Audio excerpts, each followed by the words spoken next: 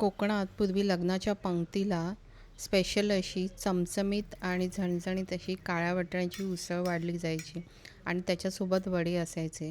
तर ही उसळ करण्यासाठी ना एक स्पेशल वाटण केलं जातं, तरच त्या लग्नाच्या पंक्तीतील काळ्या वाटाण्या उसळीची चव येते. आणि हे वाटाणे पण आहे ना म्हणजे शिजायला खूप वेळ लागतो. तर त्यासाठी काय करायचं तेही मी आज तुम्हाला सांगणार आहे. तर व्हिडिओ शेवटपर्यंत बघा. काळे वाटाणे आधी निवडून ते स्वच्छ पाण्याने धुवून घ्यायचे आणि त्यानंतर त्याच्यामध्ये तिप्पट असं पाणी घालायचं. पाव चमचा खायचा सोडा घालायचा आणि थोडंसं मीठ घालायचं आणि हे आपल्याला झाकून रात्रभर भिजत ठेवायचं आहे.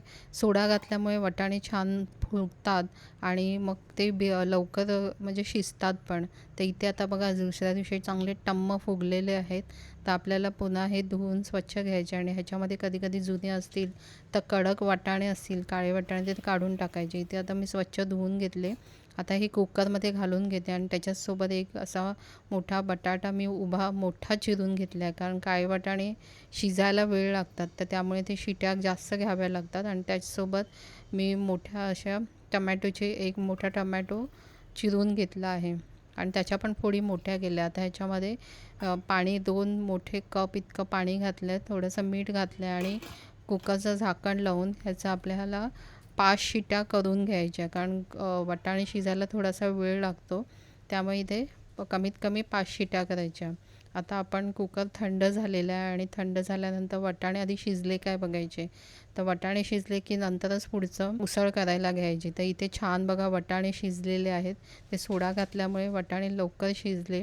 आणि इथे आता थोडेसे वाटाणे मी काढून घेते मिक्सरमध्ये आणि त्याचं ना ओबडधोबड वाटून घ्यायचं आहे. म्हणजे थोडंसंच मिक्सरचं बटन फिरवायचं, अगदी पीठ करायचं नाही, अशा प्रकारे. त्यामुळे ते चांगलं उसळ मिळून येते. आता एक मीडियम साईजचा कांदा बारीक चिरून घेतला, 9-10 पाकळ्या लसणीच्या, थोडीशी कोथिंबीर. आणि आता हे ना कांदा खोबऱ्याचं भाजपाचं वाटण आहे. तर ह्याचा व्हिडिओ ना मी आत्ताच अपलोड केला होता. त्याच्यामध्ये ओलं खोबरं, सुकं खोबरं, कांदा, आलं, लसूण, त्याच्यानंतर इथे खडे ताजे मसाले घालायचे आहेत. आता ह्या उसळीचं स्पेशालिटी म्हणजे हे जे वाटणच आहे, म्हणजे ताज्या खडे मसाल्यांचं कांदा खोबरा घालून केलेलं वाटण. तरच या जे उसळ आहे तिला लग्नाच्या पंक्तीतली काळ्या वाटणाच्या उसळीची चव येते. तर तुम्ही हा व्हिडिओ नक्की जाऊन बघा. तर आता हे वाटण तयार करून घेतलं आहे आणि इथे आता मी फोडणीची तयारी करते. तर इथे गॅस मीडियमवर आहे आणि 2 टेबलस्पून इतकं मी तेल घेतलं आहे. आता इथे खडे मसाले अजून वापरले नाही, नुसतं फोडणीला एक दालचिनीचा तुकडा, ठेचलेला लसूण आणि एक तमालपत्र घातलं आहे. त्याच्यानंतर बारीक चिरलेला कांदा घातला आहे. आता हा आपल्याला लालसर आणि मऊ होईपर्यंत परतून घ्यायचं आहे. त्याच्यानंतर इथे पाव चमचा मी हळद घातलेली आहे आणि ती थोडीशी परतली की त्याच्यामध्ये 1 चमचा भरून हा माझा ना घरचा मालवणी मसाला आहे. त्याचाही व्हिडिओ आता मी पाव किलो मालवणी मसाला पटकन कसा तयार करायचा तो व्हिडिओ मी अपलोड केलेला आहे. त्याचसोबत जरा कलर येण्यासाठी इथे बेडगी मिरची पावडर 1 चमचा घातली आहे. आणि इथे आता आपण हे जे वाटण तयार केलं ना ते घातलं आहे. तर ते 2 डाऊल घातलं आहे. आता ते चांगलं या मसाल्यांमध्ये भाजून घ्यायचं. इथे बघा आता तेल कमी झालेलं आहे, मी तेलाचा वापर कमी केलेला आहे. तर त्यामुळे आपण ह्याच्यामध्ये ना आपण जे काळे वाटाणे उकडून ठेवलेले होते, शिजवून ठेवलेले होते, तर त्याचं पाणी घालायचं आहे आणि चांगलं तरी येईपर्यंत आपल्याला भाजून घ्यायचं आहे.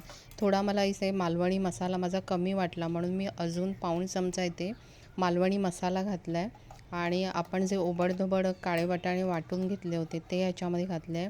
या ओबडधोबड काळ्या वाटाण्याच्या वाटणामुळे थोडीशी आपली जी ग्रेव्ही आहे ती मिळून येते आणि थोडंसं हे ना उकळल्यानंतर थोडंसं घट्ट पण होतं. तर त्यानुसार आपल्याला ना ह्याच्यामध्ये पाणी घालायचं आहे आणि ॲडजस्ट करून घ्यायचं आहे. आता तुम्हाला ही उसळ एकदम समजा आमटीसारखी करायची असेल तर पाणी थोडंसं वाढवा आणि त्या प्रमाणात तुम्ही मीठ आणि तिखट घाला.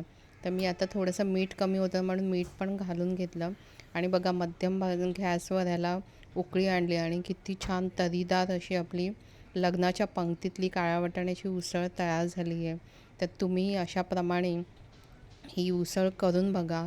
आणि ही उसळ जी आहे ना आपले वडे जे असतात त्याच्यासोबत किंवा आंबोळीसोबतही ही वाढली जाते काळ्या वाटाण्याची उसळ. तर कोकणामध्ये ना म्हणजे आमच्यामध्ये अशी पद्धत आहे की जेव्हा कृष्ण जन्म होतो आणि त्याचा उपवास सोडताना ही काळ्या वाटाण्याची उसळ, त्याच्यासोबत आंबोळी आणि शेगलाची भाजी करून उपवास सोडला जातो, म्हणजे देवाला नैवेद्य दाखवून.